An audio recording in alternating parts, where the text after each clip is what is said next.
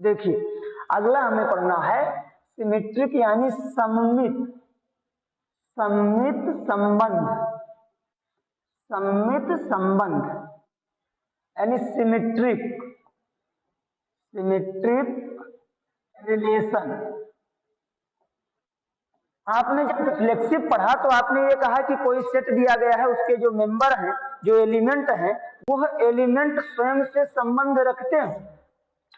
वो आपके जो एलिमेंट दिए गए वो स्वयं से संबंध रखते हैं, तो उस संबंध को हम लोग कहते हैं रिफ्लेक्सिव रिलेशन या स्वातुल्य संबंध। यहाँ पे आपको जो सममित पढ़ना है यानी सिमेट्रिक पढ़ना है, इसमें आपका बताया गया कि कोई आपका एक सेट दिया गया है, उस सेट के कई मेंबर हैं आपके, और उन मेंबर का किसी एक मेंबर का किसी दूसरे मेंबर से अगर संबंध हो और दूसरे वाले का फिर आपके उस मेंबर से संबंध, ठीक, तो वह आपके कहलाते हैं सिमेट्रिक। ठीक, जैसे आप देखिए कोई एक सेट आपने ले लिया, परिभाषा लिखवा देते हैं या फिर आप पहले सिंपली तौर पे समझिए, जैसे आपका x और एक y, ये दो एलिमेंट आपके ये के दिए गए हैं, ठीक, और कोई रिलेशन आपने डिफाइन किया कि रिलेशन R है आपका। अगर इनका कार्टेशियन प्रोडक्ट आपने निकाला यानी x, y, ये आपके रिलेशन में बिलोंग करता है, ये आपके रिलेशन में बिलोंग कर रहा है, और अगर y, x भी आपके रिलेशन में बिलोंग करना शुरू कर दे तो ये जो रिलेशन है ये सिमेट्रिक रिलेशन कहलाएगा। ठीक, ये जो रिलेशन है आपका वो सिमेट्रिक रिलेशन कहलाएगा। इसको आपको पता है कि x r y लिखते हैं और इसको आप पता है कि y r x लिखते हैं, यानी ये दोनों अगर बराबर हो जाएं आपके, यह दोनों आपके बराबर हो जाएं तब ये आपका सिमेट्रिक रिलेशन कहलाएगा। तो इसकी छोटी सी परिभाषा डेफिनेशन हम आपको लिखवा देते हैं। मान लेते हैं जैसे अभी तक हमने रिफ्लेक्सिव का लिखा था उसी तरह इसका भी लिखते हैं। मान लिया कोई एक सेट ये है, उस सेट के जो मेंबर हैं, जो भी हमने बोला वही लिख रहे हैं, उस सेट के जो मेंबर यानी एलिमेंट हैं वो x, y है। ये पर जो आपने सेट लिया है उस सेट पर परिभाषित कोई भी फलन आपका, उस फलन के लिए कोई भी रिलेशन आपका कैपिटल R है, तो उस रिलेशन को हमें दिखाना है कि सिमेट्रिक है या सिमेट्रिक नहीं है। देखिए यहां डिफिनीशन लिखवा देते हैं, साथ में लिख लीजिएगा। किसी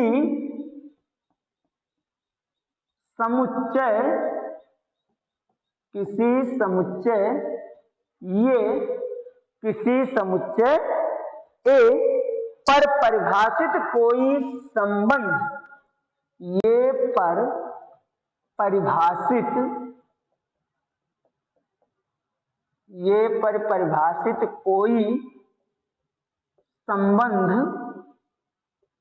हमने बताया था संबंध को आप कैपिटल R से यानी रिलेशन को आप कैपिटल R से रिप्रेजेंट कीजिए।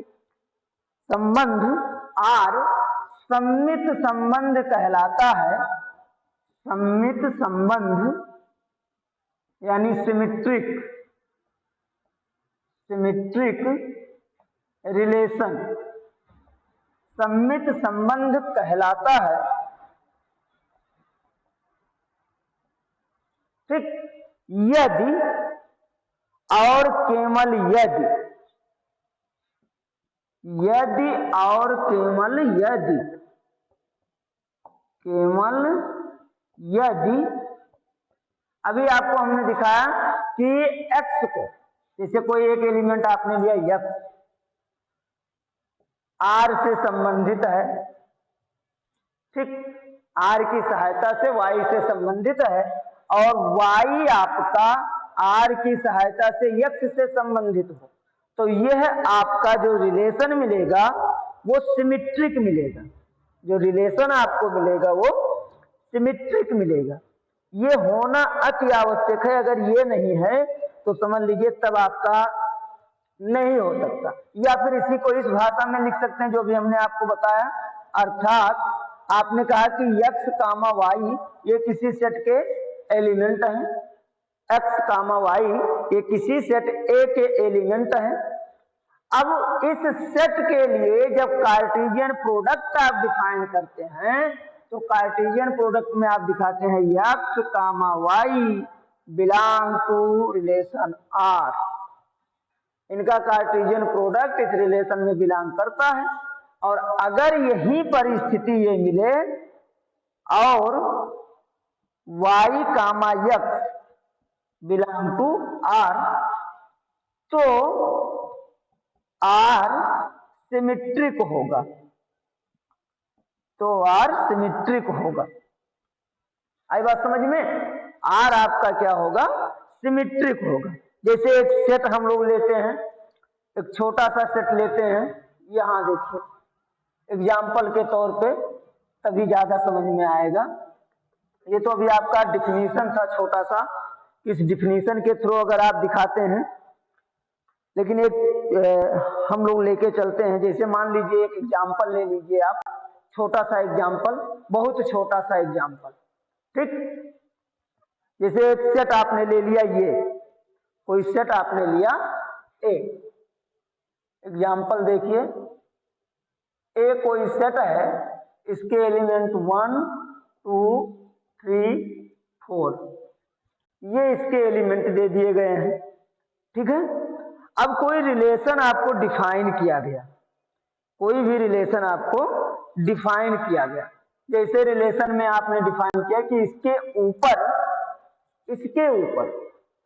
ऊपर एक रिलेशन डिफाइन किया गया है कि रिलेशन में बताया गया कि 1 कामा 3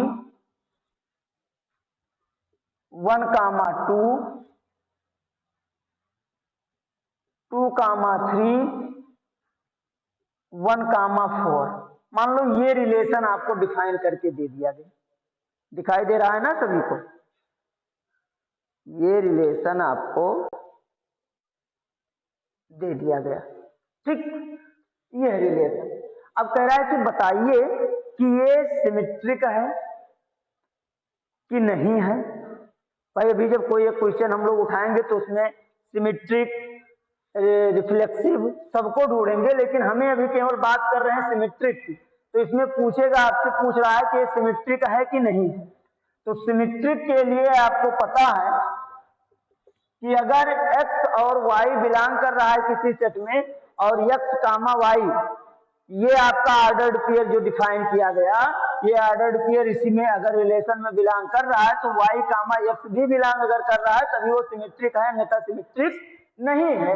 तो अब यहां देखो भैया, एक बिलोंग कर रहा है किसमें? देखिए 1 कामा 2 ये बिलोंग कर रहा है आपके सेट ये में, 1 कामा 2 ये सेट ए में बिलोंग कर रहा है। 1 कामा 2 ये आपके रिलेशन में भी बिलोंग कर रहा है। यहां देखिए ये आपके रिलेशन में भी बिलोंग कर रहा है, लेकिन 2 कामा 1 कहीं नजर आ रहा है? नहीं आ रहा, ये आपके रिलेशन में बिलोंग नहीं कर रहा है। तो हमने आपसे कहा था कि इसको पढ़ने के लिए सबसे आसान तरीका ये कि आप केवल एक गलती को ढूंढिए, कहीं भी एक गलती मिल जाए तो समझ लीजिए आपका काम हो गया। तो पहली गलती तो हमें यही मिल गई है ना, पहली गलती हम लोगों को यहीं पे मिल गई कि 1 कामा 2 इस रिलेशन में बिलोंग कर रहा है, लेकिन 2 कामा 1 इस रिलेशन में बिलोंग नहीं कर रहा। या फिर आप छोटे तरीके पे और एक देखिए, 1 कामा 3 रिलेशन में बिलोंग कर रहा है। देखिए भैया 1 कामा 3 इस रिलेशन में बिलोंग कर रहा है, लेकिन 3 कामा 1 कहीं नजर आ रहा है? नहीं आ रहा है, बिलोंग नहीं कर रहा है इस रिलेशन में। ऐसे इसके लिए चेक कीजिए, अगर 2 कामा 3 इस रिलेशन में बिलोंग कर रहा है, लेकिन 3 कामा 2 इस रिलेशन में बिलोंग नहीं कर रहा है। इसी तरह एक और ले लेते हैं, 1 कामा 4 आपको दिखाई दे रहा है कि इस रिलेशन में बिलोंग कर रहा है, लेकिन 4 कामा 1 इस रिलेशन में बिलोंग नहीं कर रहा है। ठीक। तो अब यहां देखिए x कामा वाई के टर्म में जो ये आपने डिफिनीशन दिखाया, x कामा वाई के टर्म में आपका रिलेशन में बिलोंग कर रहा है, लेकिन y कामा x के टर्म में सेटिस्फाई नहीं कर रहा है इसको, तो इसे लिखेंगे hence it is not symmetric, अतः यह सिमेट्रिक नहीं है।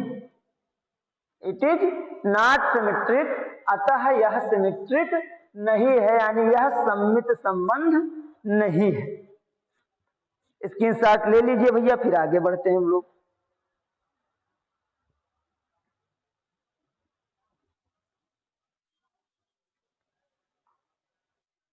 हाँ ओके, तो अब सिमेट्रिक तो आपके समझ में आ गया होगा ना, सिमेट्रिक के लिए तो कोई दिक्कत है नहीं। अब हम अगले टाइप पे चलते हैं, ठीक। अब हम लोग अगले टाइप पे चलते हैं। अगला टाइप कौन सा है, यानी अगले टाइप पे हम लोग आगे बढ़ते हैं, देखिएगा।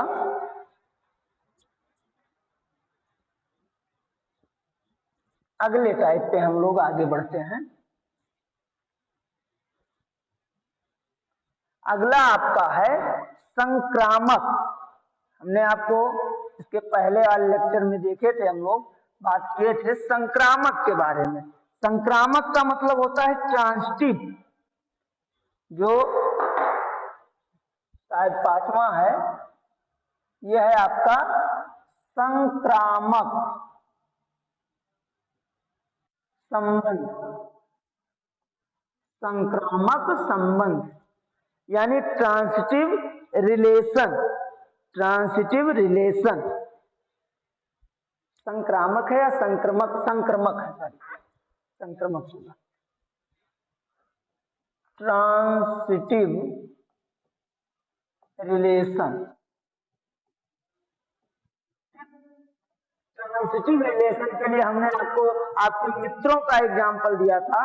जैसे मान लीजिए एक मित्र आपके यहाँ है, तो खासकर ये दिक्कत जो होती है आपको पता है कहाँ होती है। मान लो एक मित्र ये है, दूसरे मित्र आपके मान लो ये बी है, और एक व्यक्ति और बैठा है सी। ये की बी से मित्रता है, पक्का? ये की बी से मित्रता है और बी का सी से मित्रता है। ये का बी मित्र है और बी का सी मित्र है। यदि ये का मित्र सी हो जाए तब ये आपके क्या कहलाएंगे, ट्रांसिटिव कहलाएंगे। अगर ए का मित्र सी हो जाए तो ट्रांसिटिव कहलाएंगे।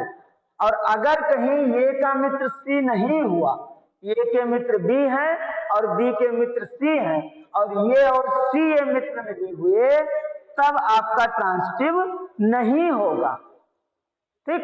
तब आपका जो ये है ट्रांसिटिव नहीं होगा। आई बात समझ में? जैसे यक्स वाई लिख लो, एक यक्स है, एक मित्र यक्स है, एक वाई है, एक जेड है। एक्स का वाई, ये दोनों मित्र हो गए, तो ये दोनों मित्र हुए तो साथ साथ में रहेंगे, कोई ना कोई संबंध रहेगा। उस संबंध का नाम आप डिफाइन करते हैं कि कैपिटल आर, यानी x comma y belong to capital R. ये मिल गए। वाई का जेड से, वाई का जेड से, ये भी उस दोनों मित्र हैं। और अगर यक्स का जेड से हो जाए, यक्स का जेड से हो जाए, यक्स का अगर जेड से हो जाए और ये भी रिलेशन में बिलोंग करे, तो कौन है भाई?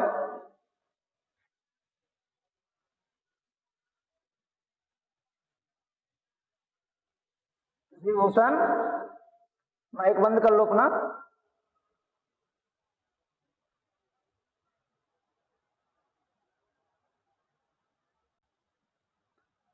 चलिए देखते हैं, अगर x जो आपका है भैया, x और z इसमें भी संबंध हो जाए, यानी ये दोनों भी मित्र हो जाए आपके, अगर x और z ये दोनों भी आपके मित्र हो जाएं, तब ये आपका जो रिलेशन है वो ट्रांसिटिव होगा। आई बात समझ में। और अगर ये दोनों मित्र नहीं हो पाए तो ट्रांसिटिव नहीं होगा। यानी इस तरह का रिलेशन होना चाहिए, एक्स का संबंध वाई से है, वाई का संबंध जेड से है। अगर यही इतनी स्थिति केवल बरकरार रहती है तो ट्रांसिटिव हम नहीं कह सकते। लेकिन अगर यक्स का संबंध वाई से है, वाई का संबंध जेड से है और जेड का संबंध यक्स से भी है, तब हम लोग कहेंगे कि ये आपका ट्रांसिटिव है। आई बात समझ में? तब हम लोग क्या कहेंगे कि ये आपका ट्रांसिटिव है। ठीक, चलिए डिफिनीशन लिख लेते हैं कि ट्रांसिटिव क्या होता है।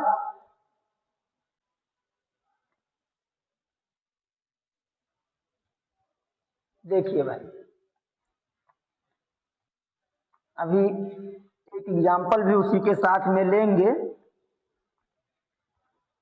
मान लेते हैं, अभी तक हम लोग मानते चले आए हैं कि मान लिया कोई एक सेट ये है, इसमें कोई संबंध डिफाइन किया गया, कोई रिलेशन डिफाइन किया गया, उस रिलेशन का नाम हो गया कैपिटल आर। इतनी चीजें आपने पहले लिखा। किसी समुच्चय ए पर संबंध कैपिटल आर इस प्रकार है कि, देखिए कोई सेट आपने ले लिया, उसमें किसी रिलेशन को आपने डिफाइन किया कि रिलेशन में क्या क्या चीजें हैं, ठीक। और इस प्रकार है कि x y z belong to capital A. आपने किसी सेट के 3 एलिमेंट को ले लिया, किसी सेट के 3 एलिमेंट को ले लिया, एक्स वाई जेड, ये 3 एलिमेंट किसी सेट के हैं, उसको ले लिया के लिए अभी जो हम लोग लिखे थे, यदि एक्स कामा वाई, देखिए एक्स वाई जेड लिए हैं ना, एक्स कामा वाई यानी एक्स वाई को पहले साथ में लेके चले, फिर वाई कामा जेड को आप लेके साथ में चले, फिर जेड कामा एक्स को लेके अगर साथ में चले तो ये क्या मिल जाएगा आपका ट्रांसिटिव रिलेशन। तो देखिए यदि x comma y belong to R, यानी इस रिलेशन में बिलोंग करता है, y comma z belong to capital R, ये भी इस रिलेशन में बिलोंग करता है। अगर एक्स कामा जेड इस रिलेशन में बिलोंग कर रहा है, यह स्थिति मिलती है कि यदि एक्स कामा वाई और वाई कामा जेड बिलोंग कर रहा है इसमें, तथा एक्स कामा जेड ये बिलोंग कर रहा है इस रिलेशन में, तो आर या संबंध आर, तो संबंध आर ट्रांसिटिव होगा। तो संबंध आर ट्रांसिटिव होगा, ठीक है। जो संबंध आपका है आर, वो आपका ट्रांसिटिव होगा। आई बात समझ में? चलिए भैया आगे और बढ़ते हैं थोड़ा सा। इसके अतिरिक्त क्या चीजें मिलती हैं तो उसको भी देखते हैं कि यदि नहीं कब होगा उसके लिए देखिए, यदि x comma y belong to, ये कंडीशन फर्स्ट लिख लो, ये कंडीशन मान लो सेकंड लिख लिए, belong to capital R, y comma z belong to capital R, ये दो स्थितियां मिल रही हैं। लेकिन तीसरी स्थिति कह रही है x comma z does not belong to capital R, ये तीसरी स्थिति नहीं मिल रही है। और अगर तीसरी स्थिति नहीं मिल रही है तो हम लोग सीधे तौर पे इसको दिखाएंगे कि यह आपका ट्रांसिटिव नहीं है। अगर तीसरी स्थिति नहीं मिल रही है तो हम लोग सीधे दिखाएंगे कि यह आपका ट्रांसिटिव नहीं है। तो संबंध आर ट्रांसिटिव नहीं है, ठीक। तो जो संबंध आर है आपका वो ट्रांसिटिव नहीं है। आई बात समझ में? जो संबंध आर है आपका वो ट्रांसिटिव नहीं है। ठीक, एक स्थिति और मिलती है, उस स्थिति को भी हम आपको बता देते हैं। वो स्थिति बहुत कम जगह पे मिलती है, कहीं बाई चांस मिल जाए, नहीं तो बहुत कम जगह पे मिलती है। तो दो स्थितियां आपकी मिल गई। तीसरी स्थिति एक और मिलती है। देखिए भाई, तीसरी स्थिति एक और मिल जाती है कि जैसे यदि x comma y belong to capital R, x comma y जो है इसका जो ऑर्डर्ड पेयर आपने बनाया वो कैपिटल आर में बिलोंग करती है, यानी जो आपका रिलेशन दिया गया है उस रिलेशन में बिलोंग करती है आपकी। आगे आपको बताया गया कि वाई जेड जो है वो रिलेशन में बिलोंग नहीं करता है। अच्छी बात है, यानी यक्स की मित्रता वाई से है लेकिन वाई मित्र नहीं है जेड का। और अगर वाई मित्र नहीं है जेड का तो कोई जरूरी नहीं है कि यक्स कामा जेड ये भी बिलोंग नहीं कर रहा है इसमें। एक्स कामा जेड जो है ये भी इसमें बिलोंग नहीं कर रहा है। तो अगर ये बिलोंग नहीं करेगा तब आप सीधे तौर पे इसको कह सकते हैं कि यही दोनों मित्र ही हैं, इन्हीं दोनों में रिलेशन है, यानी तो ये ट्रांसिटिव होगा। तो संबंध आर ट्रांसिटिव होगा। ठीक है, लेकिन ये कंडीशन बहुत कम मिलेगा आपको, ज्यादा से ज्यादा स्थिति में पहला वाला कंडीशन ही मिलेगा, ये कंडीशन बहुत ही कम मिलेगा। आई बात समझ में? बहुत कम ये कंडीशन मिलेगा, कहीं बाई चांस मिल गया तो मिल गया, नहीं तो कोई बात नहीं। ठीक है, चलिए इसका स्क्रीनशॉट ले लीजिए और इस पे एक एग्जांपल, फिर इसका आखिरी टाइप इक्विवेलेंस जो हमने बताया था स्वातुल्य, उसको लिख लेते हैं। इसको लिख लीजिए या स्क्रीनशॉट ले लीजिए, फिर हम लोग एग्जांपल इसका एक करके आपको दिखाते हैं। स्क्रीनशॉट तो आपने ले लिया होगा।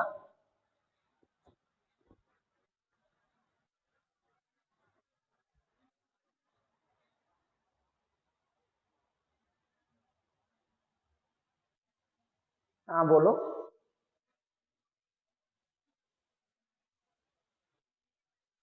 आपके ये नेटवर्क नहीं है, आपकी आवाज क्लियर नहीं आ रही है।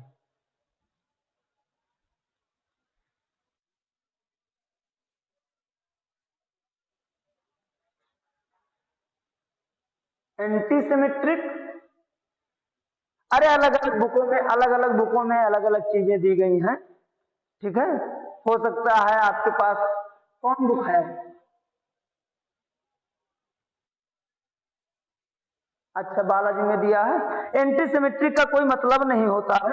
ठीक है, एंटीसिमेट्रिक जो होता है आपका, वो जो आप वास्तविक संख्याएं पढ़ते हैं, एक तरफ से मान के चलिए रिफ्लेक्सिव, सिमेट्रिक, एक तरफ से सिमेट्रिक की तरह बिहेवियर करता है वो, उसका जो कभी एंटीसिमेट्रिक पूछा नहीं जाता और उसका जो बिहेवियर होता है, व्यवहार होता है, वो सिमेट्रिक की तरह होता है। इसलिए जैसा सिमेट्रिक का रूल है उसी तरह आपका एंटीसिमेट्रिक का रूल होगा। आई बात समझ में? ठीक, जो मेन है आपका, जिससे कि हर एक कंपटीशन में और हर एक क्वेश्चन लगभग बोर्ड एग्जाम में पूछे जाते हैं, उन्हीं रिलेशन को लेके हम चल रहे हैं। बाकी एंटीसिमेट्रिक, बायसिमेट्रिक बहुत सारे हैं, लेकिन एंटीसिमेट्रिक को आप अगर थोड़ा सा जानना चाहते हैं तो ध्यान रखिएगा कि जैसा सिमेट्रिक आपका वैसे आपका एंटीसिमेट्रिक, ये एंटीसिमेट्रिक। ठीक, लगभग बिल्कुल एक ही तरह, बस कंडीशन क्या हो जाता है, चलो थोड़ा सा दिखा देते हैं आपको। कंडीशन ये हो जाता है जैसे x comma y belong to capital R, आपने कहा था y comma x belong to capital R, तो ये क्या मिल रहा था आपका? सिमेट्रिक मिल रहा था, है ना।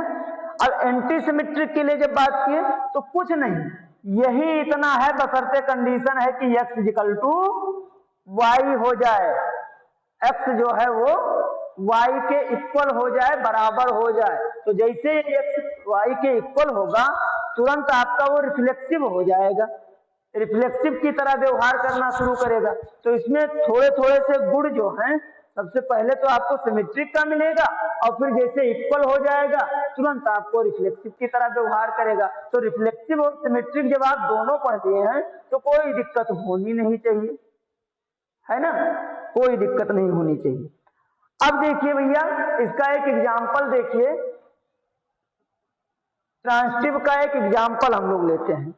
आपने एक कोई सेट ले लिया छोटा सा और एक रिलेशन आपने बनाया, ठीक, एक सेट ले लिया छोटा सा, जैसे आर का ले लेते हैं, ये ले लीजिए 1 2 3, एक सेट ले लिया आपने और एक रिलेशन आप बना दीजिए, एक रिलेशन आप बनाइए। जैसे मान लो ये रिलेशन है आपका, एक छोटा सा रिलेशन, कोई बहुत बड़ा मत बनाइए,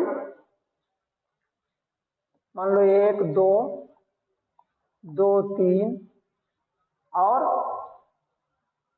एक और बना लेते हैं 1 2 2 3, 1 3 भी बना लो, कोई दिक्कत नहीं है, ठीक।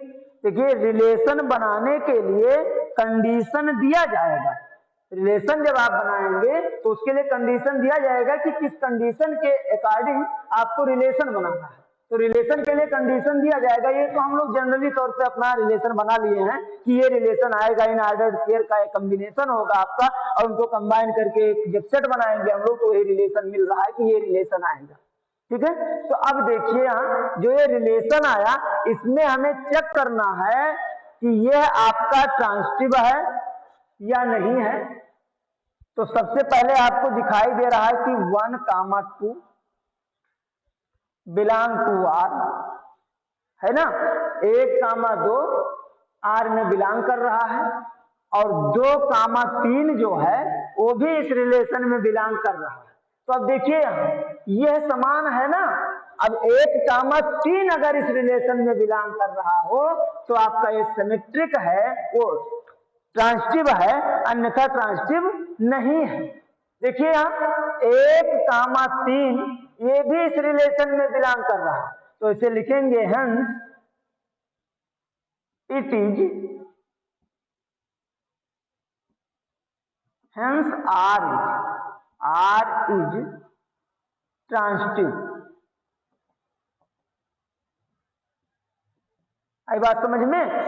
ये रिलेशन आपको कहेगा, रिलेशन के लिए कंडीशन देगा, उस कंडीशन के अकॉर्डिंग आप रिलेशन को बनाएंगे और बनाने के बाद में तब आप ढूंढेंगे। जैसे आपको ये किसके तौर पे लिखा है, x, y belong to R और y, z belong to R, तब आपने कहा x, z belong to R. अगर ये तीनों स्थितियां मिलती हैं तो ये आपका ट्रांसिटिव है।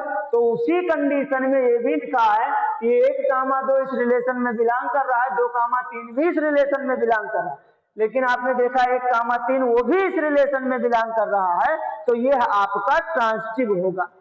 आई बात समझ में? तो एग्जाम्पल लिखना हो लिख लीजिए और अगले पे आते हैं भैया हम लोग। अगला है आपका इक्विवेलेंस रिलेशन। बाकी इसके क्वेश्चन आप लोग लगाते रहिएगा और अगर कोई क्वेश्चन आपका फंसता है तो आप जिस ग्रुप में जुड़े हुए हैं उस ग्रुप में आप भेज दीजिए, आपका लगा के भेज दिया जाएगा। इस समय तो आपके पास टाइम ही टाइम है। चलिए अब अगला देखते हैं आपका तुल्यता संबंध। तुल्यता संबंध कौन सा नंबर था भाई? 3 4 5वां छठा था, छठा था शायद। तुल्यता, तुल्यता संबंध, तुल्यता संबंध यानी इक्विवेलेंस, इक्विवेलेंस रिलेशन। तुल्यता संबंध यानी इक्विवेलेंस रिलेशन। इक्विवेलेंस रिलेशन क्या कहता है कि अगर कोई रिलेशन, कोई संबंध आपका रिफ्लेक्सिव है, कोई संबंध आपका रिफ्लेक्सिव दिया गया है और कोई संबंध अगर आपका ट्रांसिटिव है, कोई संबंध आपका सिमेट्रिक है, ये तीनों स्थितियां अगर मिल रही हैं तो आपका जो वो संबंध होगा वो इक्विवेलेंस संबंध कहलाएगा, इक्विवेलेंस रिलेशन कहलाएगा। तो अब एक छोटी सी परिभाषा हम लोग लिखते हैं कि समुच्चय ए में, ठीक, समुच्चय ए में कोई संबंध R, कोई संबंध R तुल्यता संबंध कहलाएगा या कहलाता है यदि वह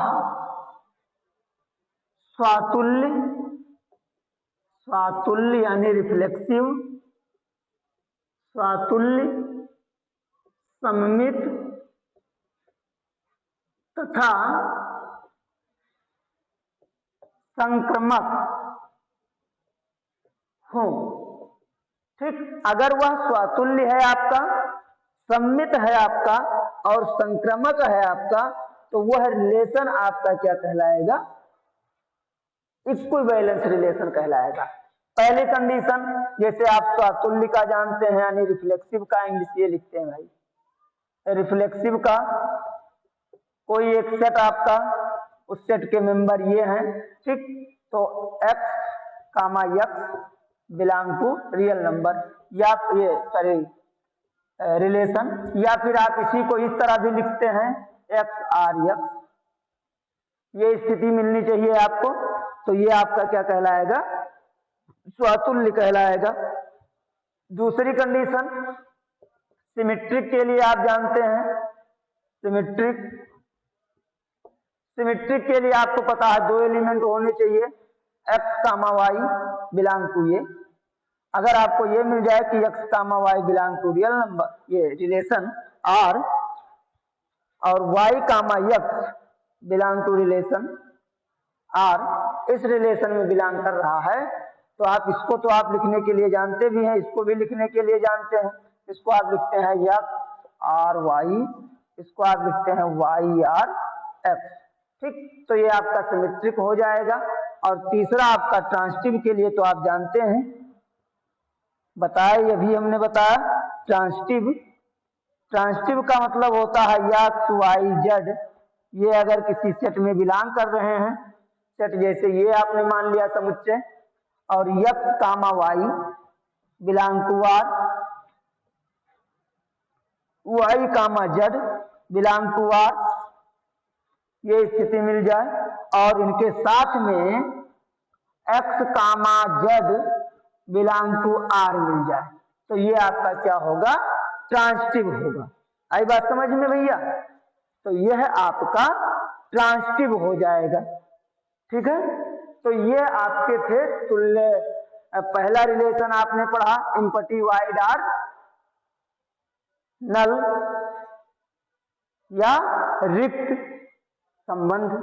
दूसरा संबंध आपने पढ़ा इनवर्सल रिलेशन, तीसरा आपने पढ़ा रिफ्लेक्सिव, चौथा आपने पढ़ा सिमेट्रिक, पांचवा आपने पढ़ा ट्रांसिटिव, और छठा आपने पढ़ा इक्विवेलेंस रिलेशन, ठीक। तो इतने आपके रिलेशन के प्रकार थे। अब आपको केवल और केवल इसी में यही ढूंढना रहता है भैया कि कौन रिफ्लेक्सिव है, कौन ट्रांसिटिव है, कौन इक्विवेलेंस है।